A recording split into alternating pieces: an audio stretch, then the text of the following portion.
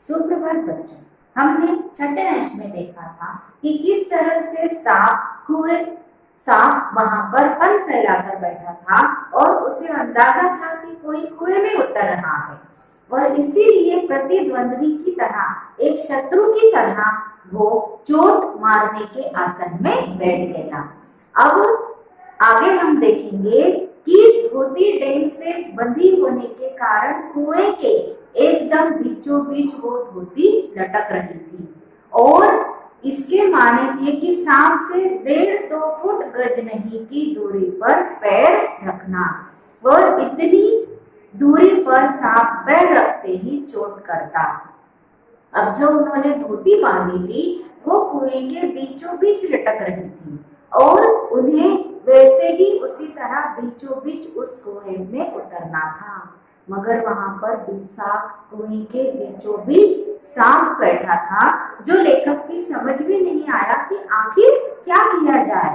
अब ये भी बात इतनी ही सही है कि जो कच्चा कुआं होता है, कच्चा कुआं यानी जो सिर्फ खुदा हुआ होता है, उसको बनाया नहीं होता है, तो उस कच्चे कुएं का जो व्यास होता है, जो परिधि होती है नीचे की, वो कम होती है और उस दशा में जब सांप मुझसे दूर रहने का प्रयत्न करता पर उतरना तब था उनको कुएं के बीच में ही।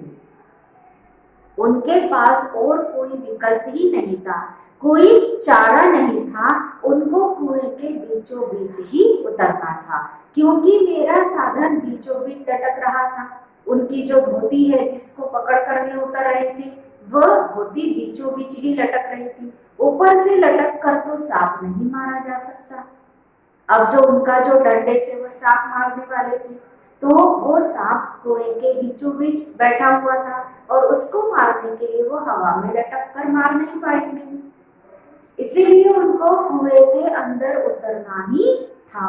थकावट के कारण अब उनका वो ना ऊपर चढ़ पा रहे थे ना नीचे जाने का कोई रास्ता था, तो थकावट के कारण वे ऊपर नहीं चढ़ सकते थे। अब तक अपने प्रतिद्वंदी को पीठ दिखाने का निश्चय उन्होंने नहीं किया।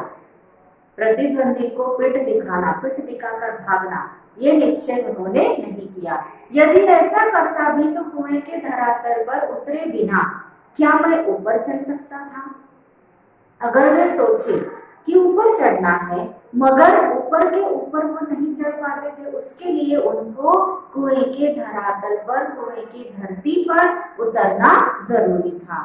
यदि ऐसा करता भी तो कुएं के धरातल पर उतरे बिना उनके पास कोई भी रास्ता नहीं था। अब उन्होंने धीरे धीरे उतरना शुरू कर दिया, एक एक इंच।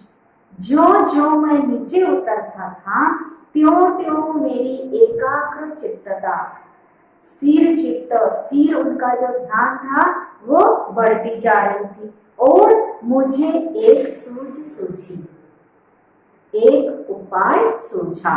अब वो कौन सा उपाय है हम देखेंगे। दोनों हाथों से धोती पकड़े, उन्होंने कसकर दोनों हाथों से धोती पकड़ी थी और अपने पैर को कुएं के बगल में, कुएं की जो दीवार थी उसमें उन्होंने अपने पैर टिका दिए। दीवार से पैर लगते ही कुछ मिट्टी नीचे गिरी और सांप ने फू करके उस पर मुंह मारा। जैसे ही उन्होंने कुएं के जो दीवार थी उस पर पैर टिकाए तो कुछ मिट्टी नीचे गिर गई और सांप को लगा कि शायद कोई आया है, इसीलिए सांप ने फुसकार दिया। मेरे पैर भी दीवार से हट गए और जो टांगे और कमर से संपूर्ण करती हुई लटकती रही। उनकी जो टांगे थी, जैसे ही दीवार से उनके पैर हटे तो संपूर्ण में उनकी टांगे कमर से लटकती रही, पर इससे सांप से दूरी और कुएं में जो परिधि था, जो नीचे का हिस्सा था, उस पर उतरने का उनको ढंग मालूम हो गया। तो इस तरह से उन्होंने अब अंदाजा लगा लिया कि किस तरह से उनको कुएं में उतरना है और किस दिशा में उतरना है।